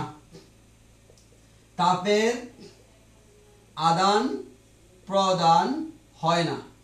তাপের আদান প্রদান হয় না, সেই প্রক্রিয়াকে আমরা বলবো রুদ্ধ তাপীয় প্রক্রিয়া। এর মানে আমার এখানে সিলিন্ডারের মধ্যে তাপের কোনো আদান প্রদান হবে না, এটা হচ্ছে একটা রুদ্ধ তাপীয় প্রক্রিয়া। তাহলে আমরা বলতে পারি যে তাপগতীয় প্রক্রিয়ায় আমাদের সিস্টেমের ভিতর থেকে কোনো তাপ বাইরে যায় না বা বাইরে থেকে কোনো তাপ ভিতরে আসে না, ওই তাপগতীয় প্রক্রিয়াকে আমরা বলি রুদ্ধ তাপীয় প্রক্রিয়া। তাহলে দেখো, কোনো তাপ বাইরে যায় না, আবার কোনো তাপ ভিতরে আসে না, আবার বলতেছি তাপ বাইরেও যাচ্ছে না, ভিতরেও আসতেছে না। এর মানে প্রাথমিক অবস্থায় তাপের মান যা ছিল, এখন কি কোনো পরিবর্তন হয়েছে? না। তাপের মান বাড়তে হলে তো আরো তাপ আসতে হবে, তাপের মান কমতে হলে কিছু পরিমাণ তাপ চলে যেতে হবে। তো এখানে তাপ আসতেছেও না, যাচ্ছেও না, এর মানে আমাদের তাপের কোনো পরিবর্তন নাই। তাহলে আমরা বলতে পারি প্রাথমিক তাপ যদি Q1 হয় তার মান Q, এবং শেষ তাপ যদি Q2 হয় তার মান হচ্ছে Q। দ্যাট মিন্স তাপের পরিবর্তন dq ইকুয়ালস টু আমরা বলতে পারি Q2 - Q1 equals to Q - Q equals to হচ্ছে 0। এর মানে আমাদের রুদ্ধতাপীয় প্রক্রিয়া আমাদের কি হচ্ছে? রুদ্ধতাপীয় প্রক্রিয়ায় dq ইকুয়ালস টু 0 হচ্ছে। আর dq ইকুয়ালস টু 0 মানে আমরা কি জানি? আমরা জানি আমাদের তাহলে রুদ্ধতাপীয় প্রক্রিয়া আমাদের কি dq ইকুয়ালস টু 0। আর আমরা জানি তাপগতিবিদ্যার প্রথম সূত্র dq সমান du প্লাস dw। তাহলে আমরা এখান থেকে বলতে পারি, এখান থেকে কি বলতে পারি, আমাদের dq এর মান 0, তো dq এর মান 0 হলে আমরা বলতে পারি du সমান মাইনাস dw। এটা হচ্ছে রুদ্ধতাপীয় প্রক্রিয়ার শর্ত। তাহলে আমরা রুদ্ধতাপীয় প্রক্রিয়া তাহলে কোন প্রক্রিয়া? আমরা বলতে পারি যে প্রক্রিয়ায়, যে তাপগতীয় প্রক্রিয়ায় সিস্টেম থেকে তাপ বাইরে যায় না, আবার বাইরে থেকে সিস্টেমে কোনো তাপ আসে না, ওই প্রক্রিয়াকে আমরা বলি রুদ্ধতাপীয় প্রক্রিয়া। এই প্রক্রিয়ায় যেহেতু তাপের কোনো স্থানান্তর হয় না, এর মানে টোটাল তাপের কোনো পরিবর্তন হয় না। তাহলে প্রাথমিক অবস্থায় তাপের পরিমাণ যা ছিল, শেষ অবস্থায় তাপের পরিমাণ সেম আছে। দ্যাট মিন্স টোটাল তাপের পরিবর্তন হচ্ছে 0। আর তাপের পরিবর্তন 0 হলে আমরা তাপগতিবিদ্যার প্রথম সূত্রকে লিখতে পারি du সমান মাইনাস dw। তাহলে এটা হচ্ছে আমার রুদ্ধতাপীয় প্রক্রিয়া। এবার এসো, তোমার এখানে কি বললো? এবার আগেরটা ঠিক উল্টা ঘটনা। আমরা যদি সিলিন্ডারটাকে এবার চিন্তা করি, এবার দেখো, এই যে এখানে আমার গ্যাসগুলো আছে। এখন যদি আমরা আগের মতো বলি, এবার এখানে যদি আমরা এটাকে মুভমেন্ট করি, এবারে বলো মুভমেন্টটা যদি তুমি ধীরে ধীরে করো তাহলে তাপের আদান প্রদান হয়ে যাচ্ছে না? কারণ আমরা আগের ধাপে সমস্ত প্রক্রিয়ায় মুভমেন্ট ধীরে ধীরে কেন করছিলাম? ধীরে ধীরে করছিলাম এই কারণে যাতে তাপের আদান প্রদান হওয়ার জন্য কিছুটা টাইম পাওয়া যায়, মানে সে ইজিলি ওই টাইমের মধ্যে আদান প্রদান করে সাম্যাবস্থায় আসতে পারে। কিন্তু ওইখানে মুখ্য বিষয় ছিল তাপ যাতে বের হইতে পারে, ঢুকতে পারে। আর এখানে মুখ্য বিষয় হচ্ছে তাপ বের হইতে পারবে না, ঢুকতে পারবে না। তাহলে আমি কি করব? এত স্পিডে করব, এটা দ্রুত প্রক্রিয়া, এত স্পিডে করব ওই তাপ যে বের হবে বা ঢুকবে সেই টাইমটা আমরা দিব না। তাপ বের হওয়া বা ঢুকার টাইম আমি দিই। তাহলে আমি এই তাপ যে আগে আমরা দিছিলাম স্লোলি করার কারণে তাপের আদান প্রদান হওয়ার একটা টাইম ছিল, এখন দ্রুত করার কারণে তাপের আদান প্রদান হওয়ার ওই টাইমটা নাই, যার কারণে তাপের আদান প্রদান হচ্ছে না। আরো সিকিউর করার জন্য এবার এই যে তার পৃষ্ঠটাকে কি দ্বারা তৈরি করব? কুপরিবাহী। আগে করছিলাম সুপরিবাহী, যাতে ইজিলি তাপের আদান প্রদান হয়। এবার করব কুপরিবাহী, যাতে করে সহজে আদান প্রদান না হয়। আগে ছিল চারপাশের মাধ্যমে তাপগ্রাহিতা বেশি, যাতে করে সে ইজিলি আদান প্রদান করতে পারে। এবার হচ্ছে তাপগ্রাহিতা কম, তাপগ্রাহিতা কি কম, এবার হচ্ছে চারপাশের মাধ্যমে তাপগ্রাহিতা কম। এই কম হওয়ার কারণে আমাদের এই সমস্যা হচ্ছে না। তাহলে আমরা বলতে পারি কি, আমাদের যদি কখনো বলা হয় আমাদের স্লো প্রসেস, ধীরে ধীরে, দ্যাট মিন্স কি সমষ্ণ প্রক্রিয়া। আর যদি দ্রুত বলা হয় অথবা বলা হয় হঠাৎ করে, কি বলা হয়? হঠাৎ করে। এই হঠাৎ করে মানে কোন প্রক্রিয়া? রুদ্ধতাপীয় প্রক্রিয়া। তাহলে প্রশ্নের মধ্যে কখনো সমষ্ণ আর রুদ্ধতাপীয় বলবে না, প্রশ্নের মধ্যে যখন বলবে ধীরে ধীরে, এর মানে সমষ্ণ প্রক্রিয়া, আর হঠাৎ করে রুদ্ধতাপীয় প্রক্রিয়া। তাহলে আমরা বলতে পারবো ধীরে ধীরে সমষ্ণ, হঠাৎ করে রুদ্ধতাপীয়, ধীরে ধীরে সমষ্ণ, হঠাৎ করে রুদ্ধতাপীয়। তাহলে এটা মনে রাখবা। আবার পরীক্ষা হঠাৎ করে তোমাকে বলা হলো কোন একটা গাড়ি চলতে চলতে হঠাৎ করে তার টায়ারের চাক্কাটা ফাইটে গেল, তাহলে তার টায়ারের চাক্কাটা ফাইটে গেল, হঠাৎ করে বলো না, তার টায়ারের চাক্কাটা ফাইটে গেল। আর তুমি বলো কোন একটা গাড়ির চাকা কি আস্তে আস্তে পারে? এই যে মনে করো আমি পারতেছি পারতেছি পারতেছি বলে বলে পারবে না, চাক্কাটা হঠাৎ করে ফেটে যায়। তাহলে এখানে হঠাৎ করে বলুক আর না বলুক, ঘটনা কিন্তু হঠাৎ করে ওই কারণে ওটা রুদ্রতাপীয় প্রক্রিয়া। তাহলে টায়ারের চাক্কা যখন পেটে যাবে, গাড়ির চাক্কা পেটে গেলে সেটা কোন প্রক্রিয়া? রুদ্রতাপীয় প্রক্রিয়া। তাহলে আমাকে মাথায় রাখতে হবে রুদ্রতাপীয় প্রক্রিয়ায় তাপের আদান প্রদান সম্ভব না, যার কারণে ডিকিউ এর মান 0, যার কারণে এটা, এবং এটা দ্রুত প্রক্রিয়া, এখানে কুপরিবাহী এবং তাপগ্রাহিতা কম। এই জিনিসগুলো হচ্ছে রুদ্রতাপীয় প্রক্রিয়ার বৈশিষ্ট্য। মনে থাকবে কিনা? আর আরেকটা কথা বলে রেখে আমরা এটা প্রমাণ করবো, সেটা হচ্ছে রুদ্রতাপীয় প্রক্রিয়া আগে আমরা কি বলছিলাম, সমষ্টি প্রক্রিয়া কার সূত্র মেনে চলে? বয়লের সূত্র। বয়লের সূত্র কি ছিল? Pv = ধ্রুবক। রুদ্রতাপীয় প্রক্রিয়া বয়লের সূত্র মেনে চলে না। রুদ্রতাপীয় প্রক্রিয়া Pv = ধ্রুবক এই সূত্র মেনে চলে। এই সূত্রটা কিভাবে আসলো ভাই? এই গামা জিনিসটা কি সেটা আমরা আরো পরে পড়বো, মানে আজকের ক্লাসে পরে পড়বো, আজকে আমরা পড়তে পারবো না। তাহলে আপাতত জাস্ট একটু মুখস্থ রাখো, রুদ্রতাপীয় প্রক্রিয়া Pv = k সমীকরণ মেনে চলে।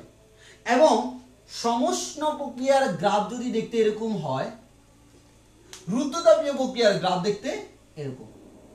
এর মানে রুদ্রতাপীয় প্রক্রিয়ার গ্রাফটা সমষ্টির তুলনায় একটু কি খাড়া। তাহলে আমরা এটা বলবো কি, এই যে কালো, এটা হচ্ছে আমার রুদ্রতাপীয় প্রক্রিয়া, আর যেটা কালো, এই কালোটা কোন প্রক্রিয়া? সমষ্ণ প্রক্রিয়া। এই কালোটা হচ্ছে আমাদের সমষ্ণ প্রক্রিয়া। তাহলে আমরা বলতে পারি যে আমাদের রুদ্রতাপীয় প্রক্রিয়ার গ্রাফটা সমষ্টির তুলনায় একটু খাড়া হয়। কেন খাড়া হয়, কি পরিমাণ খাড়া হয় সেটা আমরা আস্তে আস্তে পড়বো, তবে আজকে সেটা বোঝানো সম্ভব না, কারণ আমাদের ওইটার জন্য যে নলেজ দরকার সেই নলেজ আমরা এখন গেইন করে নেই। তাহলে আমরা বলবো এতটুকু জাস্ট মাথা রাখো, তাইলে হবে। এটা হচ্ছে আমার রুদ্রতাপীয় প্রক্রিয়া। তো আমরা একটু কাজ করবো, যে আমরা একটা ছবি তুলে রাখি।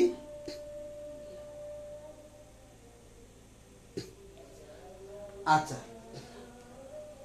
এবার আসো, তাহলে আমরা এতটুকু শেষ। তো মোটামুটি আমরা সমষ্টি আর রুদ্রতাপীয়ের মধ্যে পার্থক্যগুলো বুঝে গেলাম। এখন আমাকে একটু সামনে দিকে প্রসিড করতে হবে।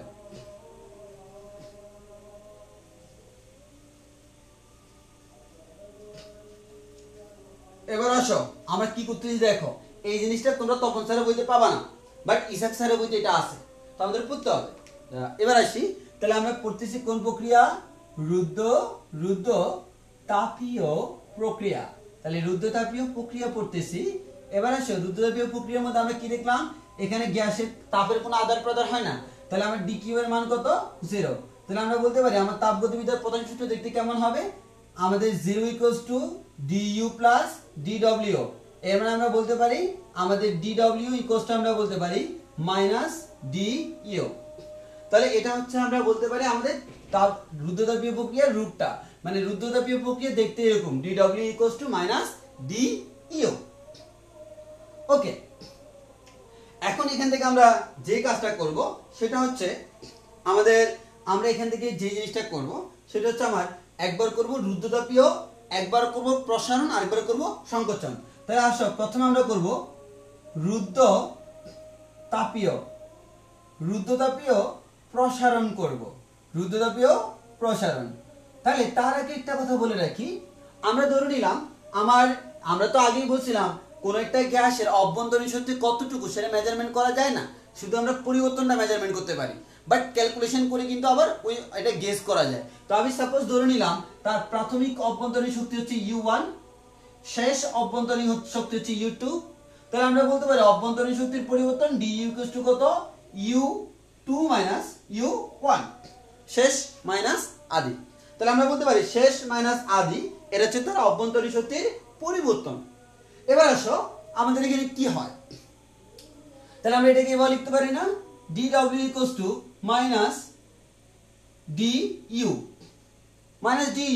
তাহলে এই du এর মান কত? U2 - U1। এর মানে dw = বলতে পারি U1 - U2। এটা আমরা বলা যায় dw = U1 - U2। তাহলে আমরা কি দেখি? আমরা যে জিনিসটা দেখি এটা হচ্ছে আমার মেইন সূত্র। তাহলে আমরা বলতে পারি রুদ্রতাপীয় প্রক্রিয়ায় dw = U1 - U2। U1 প্রাথমিক অবস্থায় অভ্যন্তরীণ শক্তি, U2 শেষ অবস্থায় অভ্যন্তরীণ শক্তি। এবার আমাকে বললো কি রুদ্রতাপীয় প্রসারণ। আচ্ছা বলো তো, প্রসারণ মানে আমাদের কৃতকাজ ধনাত্মক নাকি ঋণাত্মক? অবশ্যই ধনাত্মক। তাহলে আমরা বলতে পারি প্রসারণ যেহেতু বলছে dw কেমন? dw হচ্ছে আমাদের পজিটিভ। আর আমরা দেখতেছি dw = U1 - U2। আচ্ছা এবার বলো এই ডিডব্লিউ কেমন পজিটিভ। আচ্ছা ডিডব্লিউ পজিটিভ আসতে হলে এই দুইটার মধ্যে কে বড় হইতে হবে? u1 যদি বড় হয় u2 যদি ছোট হয় তাহলে মানটা কেমন আসবে? ধনাত্মক আসবে। তাহলে আমরা বলতে পারি এটা যদি ধনাত্মক হইতে হয় এখানে আমাদের এখানে হইতে হবে u1 is greater than u2। এর মানে প্রাথমিক অবস্থায় অভ্যন্তরীণ শক্তি যা ছিল শেষ অবস্থায় অভ্যন্তরীণ শক্তি আরো কম। এর মানে অভ্যন্তরীণ শক্তি u বাড়ছে না কমছে? কমছে। এর মানে u কমে। আর আমরা একটু আগে বলছিলাম u এর সাথে কার সম্পর্ক? তাপমাত্রার সম্পর্ক। অভ্যন্তরীণ শক্তি কমলো মানে কি? তাপমাত্রা কমে। তাহলে আমরা একটা কথা বলতে পারি তাপমাত্রা কমা মানে এই যে আমার পাত্রের মধ্যে গ্যাস ছিল গ্যাসগুলো কি হয়ে গেছে? শীতল হয়ে গেছে না? তাহলে গ্যাস কি হয়? তাহলে আমরা বলতে পারি গ্যাস শীতল হয়। তাহলে আমরা এখানে একটা কথা বলতে পারবো রুদ্ধতাপীয় প্রসারণে গ্যাস বা সিস্টেম, আমরা গ্যাস না বলি সিস্টেম বলি কারণ সিস্টেমের মধ্যে যা থাকে, তাহলে আমরা বলতে পারি সিস্টেম শীতল হয়। তাহলে আমরা এখানে ফিনিশিং একটা লাইন লিখতে পারি। লাইনটা কি? লাইনটা হবে এরকম রুদ্ধতাপীয় প্রসারণে প্রসারণে সিস্টেম শীতল হয়। সিস্টেম শীতল হয়। অনুধাবনমূলক প্রশ্ন, রুদ্ধতাপীয় প্রসারণে সিস্টেম শীতল হয় ব্যাখ্যা করো। তখন তোমাকে এভাবে ব্যাখ্যা করে দিতে হবে, এভাবে গাণিতিকভাবে ব্যাখ্যা করে দিতে হবে অনুধাবনমূলক প্রশ্নের মধ্যে। তো আমাদের তাহলে আমরা কি বললাম? আমি এই রুদ্ধতাপীয় প্রসারণটা বুঝাইলাম। এবার আসি রুদ্ধতাপীয় সংকোচন। তাহলে আমরা আসি এবার হচ্ছে রুদ্ধতাপীয় সংকোচন। তো রুদ্ধতাপীয় সংকোচন আমরা যদি বলি, এবার আসো সংকোচন মানে কৃতকাজ কেমন? ঋণাত্মক না? সংকোচন মানে কি? আমরা আগে বলছিলাম সংকোচন মানে কৃতকাজ ঋণাত্মক। তাহলে আমরা এখান থেকে বলতে পারি কি আমাদের dw সমান তো আগের মতোই আছে u1 u2। আর তোমরাই বলো dw কি হইতে হবে? ঋণাত্মক। dw ঋণাত্মক হইতে হলে কে বড় হইতে হবে? u2 টাকে বড় হইতে হবে। তাহলে আমরা বলতে পারবো এই দুইটার মধ্যে u2 is greater than u1। তাহলে প্রাথমিক অবস্থা অভ্যন্তরীণ শক্তি যা ছিল শেষ অবস্থা অভ্যন্তরীণ শক্তি আরো বেশি। দ্যাট মিন্স অভ্যন্তরীণ শক্তি বাড়ে। অভ্যন্তরীণ শক্তি বাড়া মানে তাপমাত্রা বাড়ে। আর তাপমাত্রা বাড়ে মানে কি? সিস্টেম কি হয়? উষ্ণ হয়। তাহলে সিস্টেম উষ্ণ হয়। সিস্টেম উষ্ণ হয়। এবার সিস্টেম ইজ সো হট। তাহলে আমরা বলতে পারি সিস্টেম অনেক বেশি উষ্ণ। তাহলে আমাদের এটা হচ্ছে রুদ্ধতাপীয় সংকোচন। তাহলে আমি আবার একটু ছোট করে বলি, সেটা হচ্ছে কি রুদ্ধতাপীয় প্রক্রিয়া মানে তাপের আদান প্রদান নাই। তাপের আদান প্রদান নাই মানে হচ্ছে dq = 0। আর এটা 0 হলে বলা যায় dq এর মান 0 = du + dw। That means dw হচ্ছে -du। আর আমরা জানি প্রাথমিক অবস্থা অভ্যন্তরীণ শক্তি ধরে নিলাম u1, শেষ অবস্থায় u2। তাহলে অভ্যন্তরীণ শক্তির পরিবর্তন হচ্ছে মানে হচ্ছে শেষ মাইনাস আদি। পরিবর্তন সবসময় বাবা হয় শেষ মাইনাস আদি। তাহলে u2 - u1। এবার আসি dw বসাইলাম মাইনাস বসাইলাম du এর জায়গায় বসবি u2 - u1 আর মাইনাস u2 মাইনাসে মাইনাসে প্লাস u1 সাজা লিখলাম dw = u1 - u2। এবার দেখলাম রুদ্ধতাপীয় প্রসারণ মানে কি? এই dw ধনাত্মক।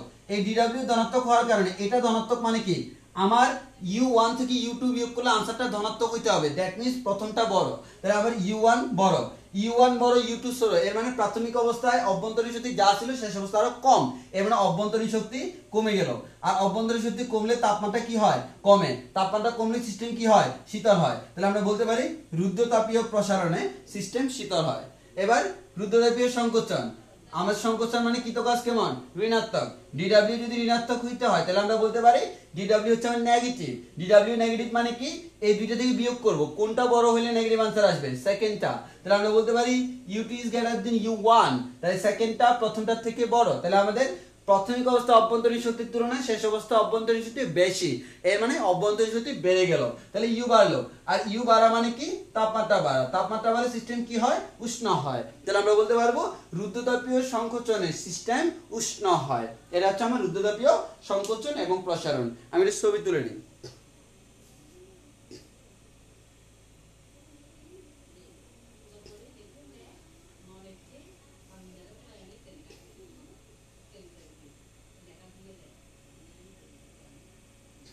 ওকে, তাহলে আমরা এই জিনিসটা বুঝলাম।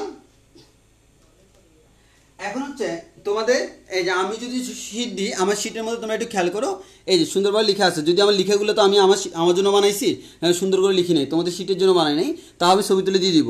রুদ্রাপীয় প্রক্রিয়া কি আমার এখানে লেখা আছে দেখো, যে প্রক্রিয়ায় সিস্টেম থেকে তাপ বাইরে যায় না বা বাইরে থেকে কোনো তাপ সিস্টেমে আসে না তাকে বলে রুদ্রতাপীয় প্রক্রিয়া। এই প্রক্রিয়ায় সিস্টেমের পরিবর্তনকে রুদ্রতাপীয় পরিবর্তন বলে। রুদ্রতাপীয় পরিবর্তনের ফলে গ্যাসের প্রসারণকে রুদ্রতাপীয় প্রসারণ বলে, আর সংকোচনকে রুদ্রতাপীয় সংকোচন বলে। এক্ষেত্রে ডিকিউ এর মান কত হয়, 0 হয়, আর ডিডব্লিউ ইকুয়ালস টু মাইনাস ডিইউ। এখানে প্রসারণ আর এখানে সংকোচন ব্যাখ্যা করা হয়েছে। কেন প্রসারণের সিস্টেম শীতল হয় আর সংকোচনের সিস্টেম উষ্ণ হয় সেটা ব্যাখ্যা করা হয়েছে। এরপর এখানে দেখো রুদ্রতাপীয় পরিবর্তনের শর্তসমূহ দেওয়া হয়েছে। হ্যাঁ, আমাদের এই শর্ত আমি একটা একটা করে পড়ি। 1 নম্বর শর্ত তোমরা দেখো, গ্যাসকে একটি কুপরিবাহী পাত্রে রাখতে হবে, আগেই বলছি, যাতে করে তাপের আদান প্রদান না হয়। 2 নাম্বার, চারপাশের মাধ্যমে তাপগ্রাহিতা কম হইতে হবে, আর এখানে চাপ পরিবর্তন খুব দ্রুত করতে হবে, মানে একটা দ্রুত প্রক্রিয়া, যাতে করে আদান প্রদান না হইতে পারে। এবার বৈশিষ্ট্য কি কি, মোট তাপের পরিমাণ স্থির থাকে, মানে টোটাল তাপ তো বাইরে যেতে পারে না, ঢুকতেও পারে না, এর মানে টোটাল তাপের পরিবর্তন স্থির থাকে। তাহলে এক্ষেত্রে আমাদের চাপ এবং আয়তনের পরিবর্তন হচ্ছে রুদ্রতাপীয় পরিবর্তন। এই পরিবর্তনে তাপমাত্রার পরিবর্তন ঘটে, এটি একটি দ্রুত প্রক্রিয়া। আর রুদ্রতাপীয় পরিবর্তন কোন সূত্র মেনে চলে, PV to the power gamma equals to K সমীকরণ। এবার এসো, চারটার মধ্যে একটা সম্পর্ক আমার এখানে দেওয়া আছে, তোমরা একটু এটা তোমরা খাতায় তুলে নিবা, মানে তোমাদের সুবিধার্থে আসলে এই জিনিসটা, মানে একেবারে চারটা আমাদের একসাথে আছে। দেখো, প্রথম আসে সমচাপের শর্ত কি, প্রেসার কনস্ট্যান্ট। আর প্রেসার কনস্ট্যান্ট হলে আমরা জানি ডিডব্লিউ সমান পি ডিবি হয়, সূত্র এরকম হয়েছিল।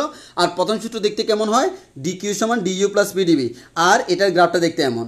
এবার আছে সময় আয়তন ধ্রুবক, এর মানে ডেল্টা বি এর মান 0, ডেল্টা বি যদি 0 হয় ডিডব্লিউ হচ্ছে 0, আর ডিডব্লিউ 0 মানে হচ্ছে আমাদের এই ডিডব্লিউ যদি আমি 0 বসাই, ডিকিউ সমান ডিডব্লিউ, গ্রাফটা দেখতে এরকম। এবার সমষ্ণ তাপমাত্রা কনস্ট্যান্ট, যার কারণে অভ্যন্তরীণ শক্তির পরিবর্তন 0। এক্ষেত্রে কৃতকাজের যে ফর্মুলা দিই সেটা আমরা প্রমাণ করব, এখনও প্রমাণ করি নাই। আর ডিকিউ ইকুয়ালস টু ডিডব্লিউ, আর এটা হচ্ছে আমার একটা গ্রাফ। আর রুদ্রতাপীয় ডিকিউ স্থির, আর এখানে যে ফর্মুলাটা দেওয়া আছে কৃতকাজ, এটাও আমরা প্রমাণ করব, এখনও করি নাই। আর এখানে ডিডব্লিউ সমান মাইনাস ডিইউ। দেখো, এই গ্রাফ আর এই গ্রাফের মধ্যে পার্থক্য, এই গ্রাফটা একটু খাড়া, তাহলে রুদ্রতাপীয় প্রক্রিয়া একটু খাড়া। এরপর আমার এখানে একটা আমাদের পার্থক্য আছে, সমষ্ণ এবং রুদ্রতাপীয়ের মধ্যে পার্থক্য। এই পার্থক্যটা তোমরা নিজেরাই পড়ে নিবা। আমার এখানে পার্থক্যটা দেওয়া আছে, এই যে দুইটা আমরা অলরেডি সবগুলো বলছি, তাহলে তোমার পার্থক্যটা পড়ে নিতে হবে। আর এতটুকু পড়লে আমাদের রুদ্রতাপীয় প্রক্রিয়া শেষ। তাহলে আমাদের আজকের ক্লাস এতটুকু, আমরা সামনে দিকে প্রসিড করবো না, আমি ছবি তুলে দিয়ে দিব। আর তোমাদের কোনো প্রশ্ন থাকলে কমেন্ট করো, আমি আনসার দিয়ে দিই। তাদের প্রশ্ন থাকলে কমেন্ট করো, আনসার দিয়ে দিই, না আমি ক্লাস শেষ করে দিচ্ছি। আর যারা অ্যাটেন্ডেন্স দাও নাই, অবশ্যই অ্যাটেন্ডেন্স দিয়ে দাও।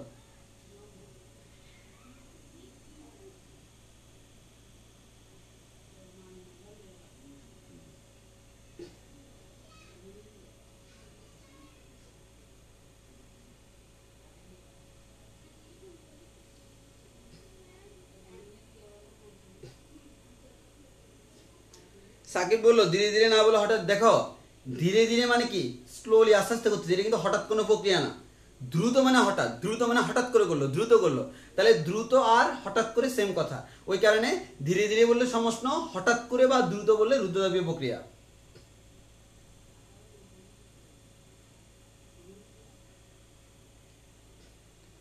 তন্ময় দাস, রুদ্রতাপীয় প্রক্রিয়া আছে, তাপমাত্রা পরিবর্তন হয়, ঠিকই তো, এটা হঠাৎ প্রক্রিয়া না, এখানে তো কোনো তাপ গ্রহণ বা বর্জন করে না।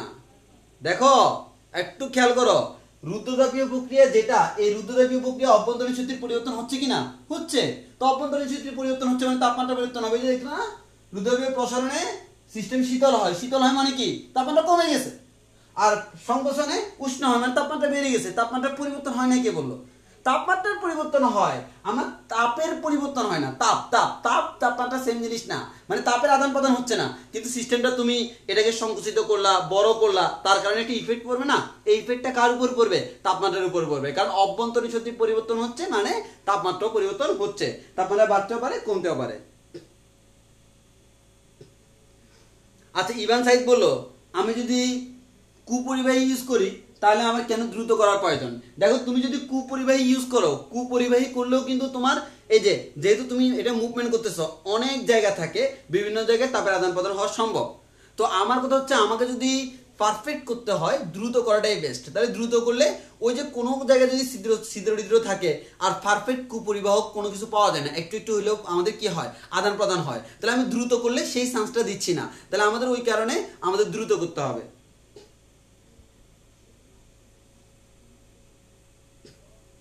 ঠিক আছে, তন্ময় বুঝছে।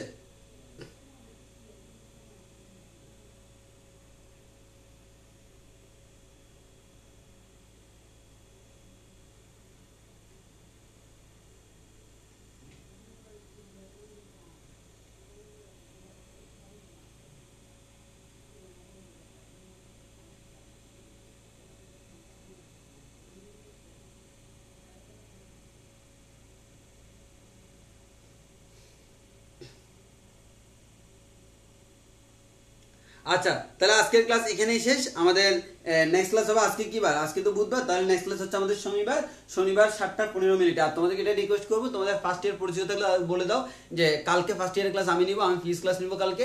আজকে কেমিস্ট্রি ক্লাস ছিল, কেমিস্ট্রি ক্লাস এখন চলতেছে, আর কালকে আমরা এই যে আমাদের কালকে ফিজিক্স ক্লাস নিব, তারপরে দেখবো অন্যান্য ক্লাসগুলো চলবে। তো তোমরা ফার্স্ট ইয়ারকে একটু বলে দাও যে আমরা ক্লাসগুলো নিচ্ছি, কারণ ওদের সাথে তো আমাদের যোগাযোগ নেই, তোমাদেরই ভালো যোগাযোগ আছে, পরিচিত কেউ থাকলে একটু আমাদের রিকমেন্ড করে দিও। তাহলে আজকের ক্লাস এখানে শেষ, আল্লাহ হাফিজ।